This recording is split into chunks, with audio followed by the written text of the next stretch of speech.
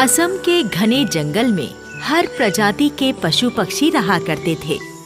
इसी जंगल में एक ऊंट भी रहा करता था।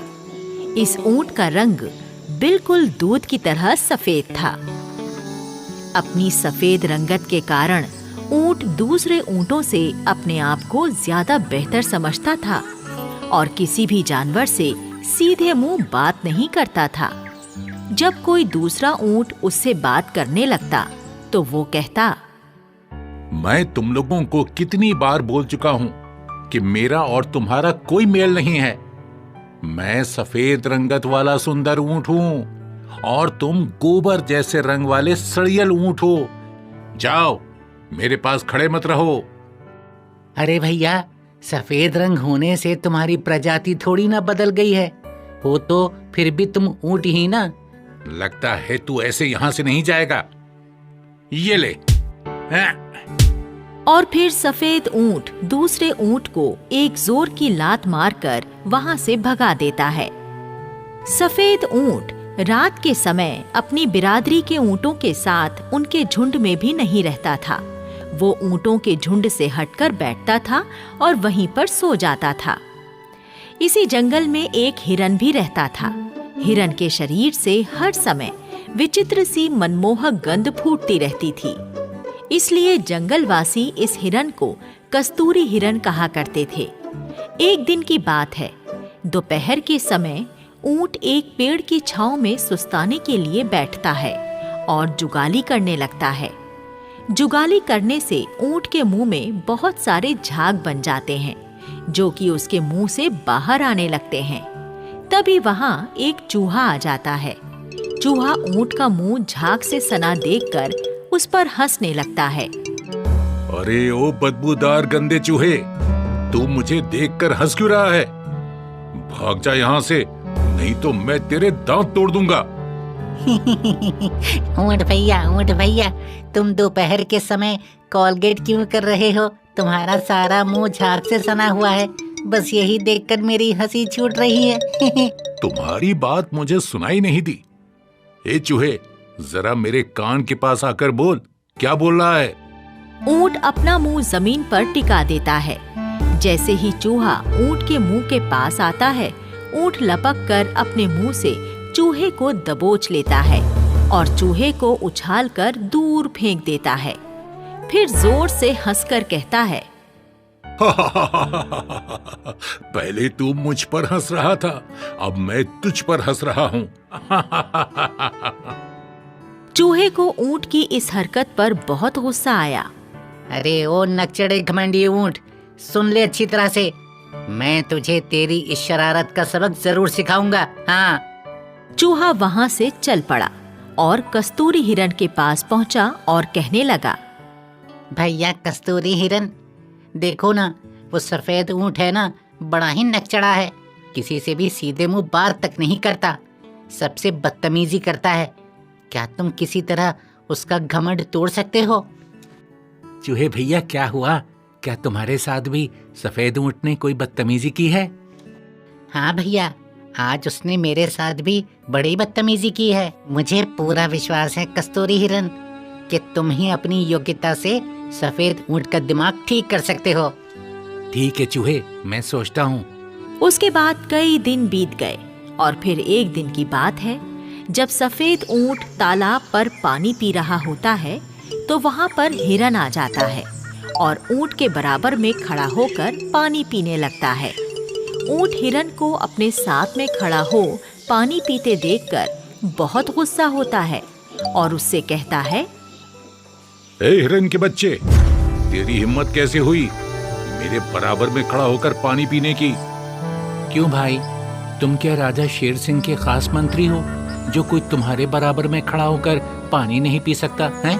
सफेद ऊंट हूँ, सफेद ऊंट, इसीलिए मैं बहुत खास हूँ। देखो ऊंट भैया, अगर तुम अपने सफेद रंग की वजह से खुद को विशेष समझते हो तो मेरे शरीर में भी कस्तूरी की सुगंध है। मैं भी बहुत विशेष हिरन हूँ। अच्छा बता, मैं 6 महीने तक बिना पानी पिए गुजारा कर सकता हूँ, तू कर सकता है? मैं 10 फीट ऊंची छलांग लगा सकता हूँ, तुम लगा सकते हो? मैं ऊंचे पेड़ के पत्ते और फल खा सकता हूँ। तू क्या कर सकता है ये? मैं चीते को दौड़ में हरा सकता हूँ। क्या तुम मेरी तरह दौड़ सकते हो? दोनों ही अपनी अपनी विशेषताओं को गिनाने लगते हैं, लेकिन इन दोनों की बहस का कोई नतीजा नहीं निकल पाता। हिरन कहता है, देखो ऊंट भाई, मुझ में तुमसे बेहतर और ज्यादा विशेषताएं हैं, इसलिए मैं तुम्हारे साथ खड़ा होकर पानी पीने का हक रखता हूँ। ओए बकवास बंद कर, तू मेरी बराबरी कभी नहीं कर सकता। देखो ऊंट भाई, तुम्हें अपने ऊपर कुछ ज्यादा ही घमंड हो रहा है। ऐसा करते हैं, महाराजा शेर सिंह के पास चलते हैं और उनसे फैसला कराते हैं कि हम दोनों में से कौन ज्यादा विशेष है। ऊंट और हिरन दोनों शेर महाराजा के पास जाने के लिए चल पड़ते हैं और कुछ ही देर बाद शेर की गुफा के बाहर पहुंच जाते हैं। शेर सिंह उन दोनों को देखकर कहता है, क्या बात है, तुम दोनों यहाँ मेरे पास किस लिए आए हो? महाराज, हम दोनों को आपसे अपना एक फैसला करवाना है। कैसा फैसला कराना चाहते हो तुम? तो शेर कहता है, देखो, इस तरह से तुम दोनों का फैसला होने वाला नहीं है। मैं तुम दोनों के बीच एक मुकाबला करवाऊंगा। जो उस मुकाबले में जीतेगा वही इस जंगल का विशेष जानवर कहलाएगा। बताइए महाराज, हमें क्या करना होगा? तुम दोनों को पहाड़ी वाली झील के उस पार जाकर चंदन के पेड़ की कुछ पत्तियां तोड़कर मेरे पास लानी है। दोनों में से जो भी सबसे पहले मेरे पास लौटेगा वो ही विजेता कहलाएगा। हिरन और ऊंट दोनों झील की ओर चल पड़ते हैं। दोनों ही दौड़ते हुए झील पर पहुंचते हैं। हिरन ऊंट से तेज दौड़ने के कारण झील पर पहले पहुंच जाता है और जैसे ही वो झील को पार करने के लिए पानी में उतरता है, तभी वहां पर एक बहुत बड़ा मगरमच्छ आकर हिरन पर झपटता है। लेकिन फुर्तीला हिरन तुरंत छलांग भरकर पानी से किनारे पर कूद जाता है। तभी ऊंट भी वहां आ जाता है और किनारे पर खड़े हिरन से कहता है, क्यों भाई हिरन, क्या हुआ? तूने झील पार क्यों नहीं की?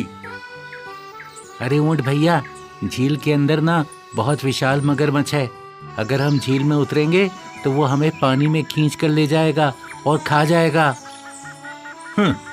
अरे कोई मगरमच्छ नहीं है झील में।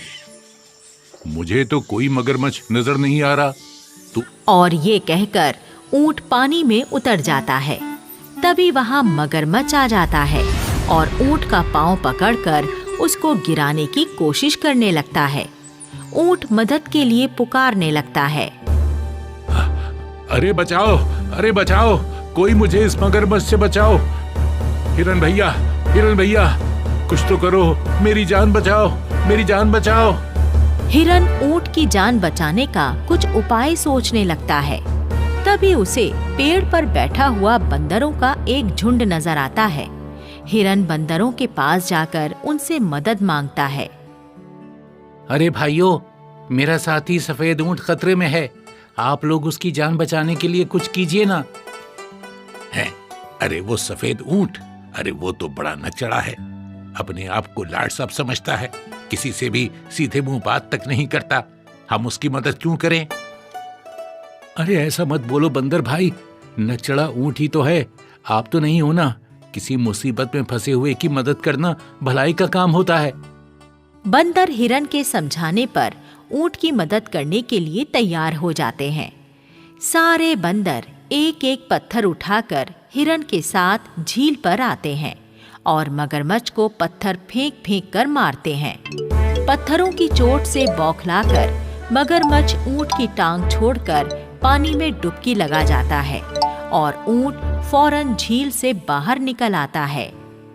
हिरन कहता है, ऊंट भाई, देखा तुमने, आज तुम्हारी जान इन साधारण से बंदरों ने ही बचाई है। हाँ मेरे भाई, आज मुझे अपनी भूल का एहसास हो गया है। सचमुच मैं ही आज तक गलती पर था। मैं खुद को विशेष और दूसरों को तुच्छ समझता था। आज के बाद मैं ऐसी गलती कभी नहीं करूंगा। सभी जानवरों से दोस्ती बनाकर रखूंगा।